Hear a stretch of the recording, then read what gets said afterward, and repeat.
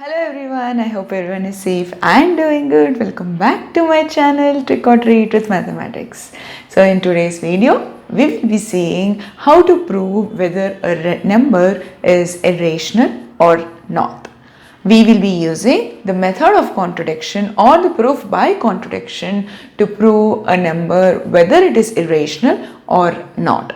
This is also a subsection or a subtopic of chapter first of 10th class maths, that is real numbers. So without wasting any more time, let's jump right into the video. But before that, if you're new to my channel, hi, I'm Deepthi. Welcome to my channel, and in my channel I will be covering the foundations or the in-depth concepts of high school mathematics that will be useful for you during your high school, or also can be used during your entrance exams or for placements or for bank exams or for government exams. I hope the concepts taught here will be applicable to all your exams that you are pursuing. And if you are new to my channel and if you're interested in my videos, I request you to please hit the subscribe button down below. Also ring the bell notification so that you will never miss an update from me.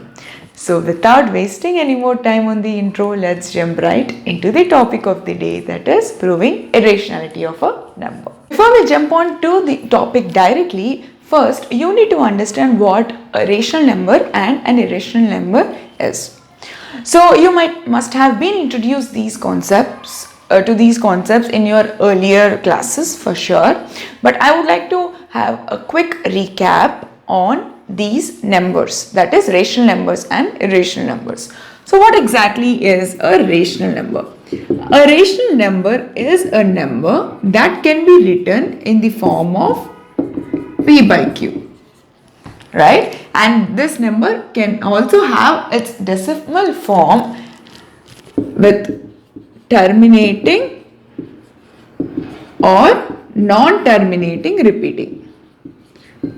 So we will go in depth about the decimal expansion of rational numbers, that is terminating and non-terminating repeating, in the next video.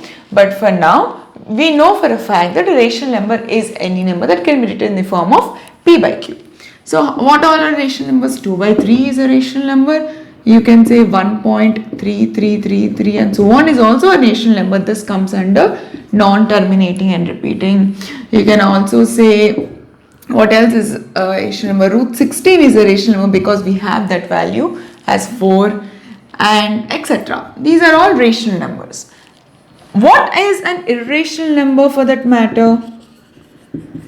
Irrational number, obviously the name itself indicates it's the opposite of rational number, that is a number that cannot be expressed in the form of p by q, right?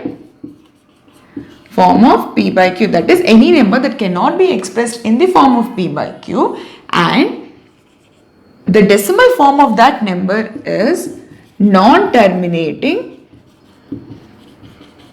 and non-recurring.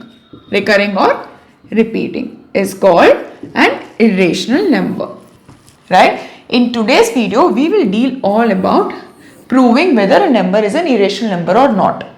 So in this case, what are the examples of irrational numbers that you can think of? Pi is an irrational number.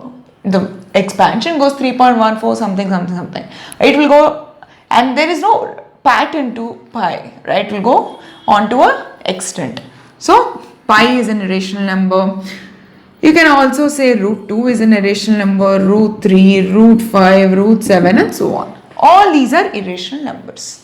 So rational number is a number that can be written in the form of p by q. Irrational number cannot be written in the form of p by q. Again, you need to know for a fact that here q cannot be equal to 0, because you know that any number when divided by 0 will become undefined. And I have explained the concept in detail why in the video that I will be linking it up here.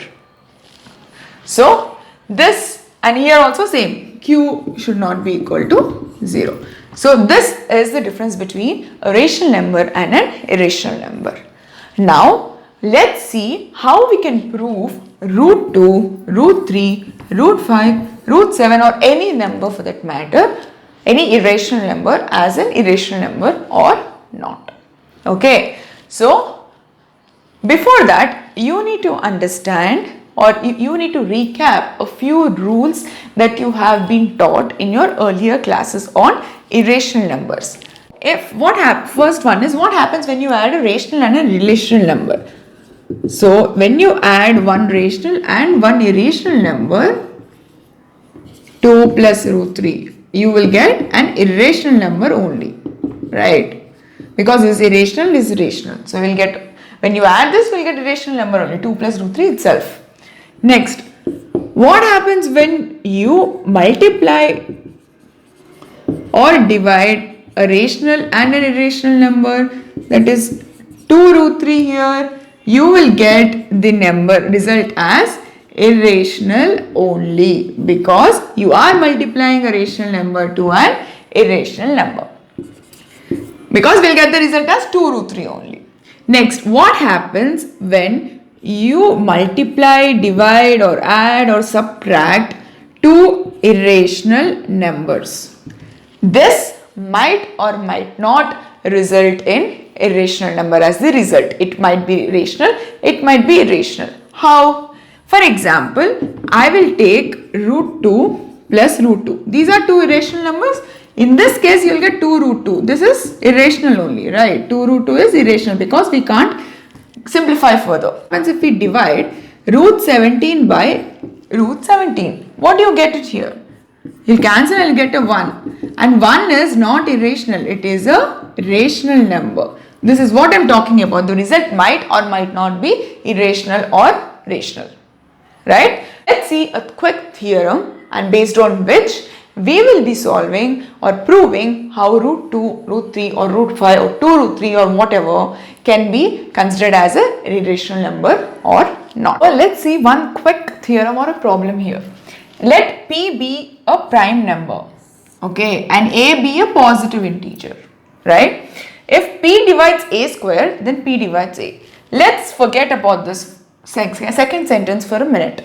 Now, here it's saying that P is a prime number and A be a positive integer. From fundamental theorem of arithmetic, if you haven't watched it yet, I will link it up here.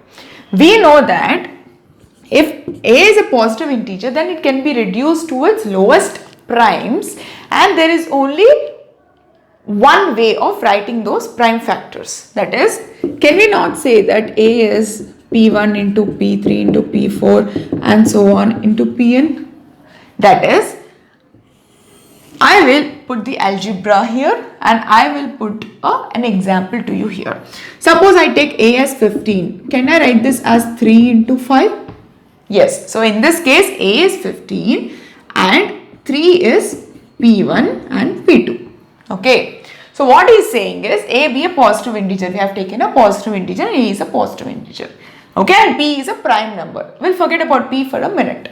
But these are all the prime factors. So P1, P2, P4, P5 are all the prime factors, right? And you know for a fact that 3 and 5 here also are the prime factors of 15. Now, if P divides A square, so here he has introduced A square. So what is the meaning of that? That means we need to see what happens when you square this number. So let's try to square on both sides. So after you square on both sides, what will happen? A square is equal to P1 into P2 into P3 and so on of Pn into P1 into P2 into P3 and so on of Pn. Right, because we are squaring on both sides. This can be written like this. Now, A square is equal to P1 square into P2 square into P3 square and so on up to Pn square. Right?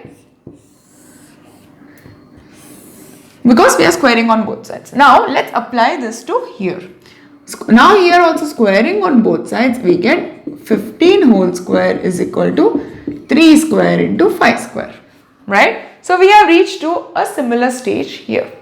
Now, he is saying P is one number, P is that prime number that divides A square. That means here can we write A square by B, the remainder of A square by B, P is 0. That is, he is saying that P divides A square, right? Now here also we will assume that 15 square is divided by P. Now think about it. This is the only way here. This is the only way of writing this positive integer A. That is 15 can be written as 3 into 5 at the lowest prime factors. The only way of multiplying the prime factors and writing this positive integer is this way, right?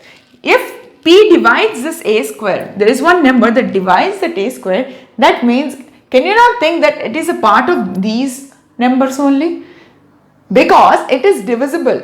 This number A, or here in this fact case, A square is divisible by P. That is what he's saying. So if I divide this by P, that means this P is a part of this only, right? Right. So in that case, here also, so whatever P we take here, can you not say that it will divide 15 square? So in this case, P can only be 3 or 5, right? Or any combination of 3 square 5 or 5 square 3, whatever, right? Because P here can only be 3 or 5 in this case. So that means, can we not conclude that if P divides A square, then P also divide A? If we take the prime factor 3 here, for example, here we have written 15 square is equal to 3 square into 5 square, right? So I say that 15 square, that is 225. I will take one prime factor of this number by 3. So can you say that 3 will divide 225? For sure, because 3 sevens are 21, 75. So when you divide 225 by 3, you get 75, right? Or when you take another prime factor 225 by 5, you get how much? 45. So that means P is a part of these prime factors that we have originally used to write A, right? So we can surely conclude that if this particular prime factor P can be anything in here, can be 3 or 5 in this case, will divide A square. We have proved it here that this prime factor can divide this. Then can you not say that P divides A? In this case, can we not conclude that the remainder of A by P is 0? We'll prove this here. Can we not say that 15 divided by 3 or 15 divided by the remainder is 0? And we will get a value here, in this case 5, in this case 3? Yes. So that is how you prove this theorem. This concept is very important for you to understand in order to prove whether a number is irrational or not. Okay, this is the underlying concept. So after this, you need to remember that if any prime factor P or prime number, in this case prime factor P divides A square, then that prime factor also will divide that A. Okay. So now using this concept, let's try to prove whether a number is an irrational number or not. First problem is prove that root 2 is an irrational number, and this is the statement that we have. We will use the topic or the technique called proof by contradiction to show whether root 2 is an irrational number or not. What does this method or the technique proof by contradiction means?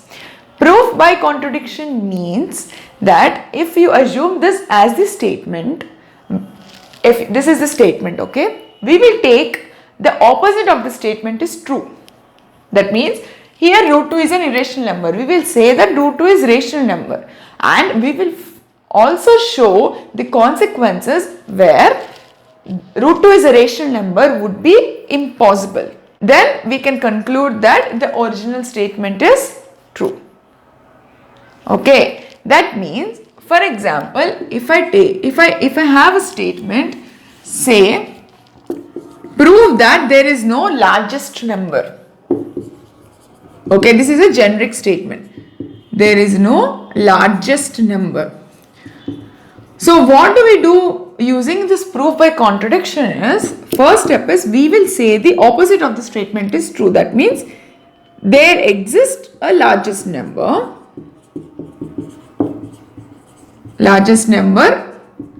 L. We'll say that L is the largest number. Okay, and this is true.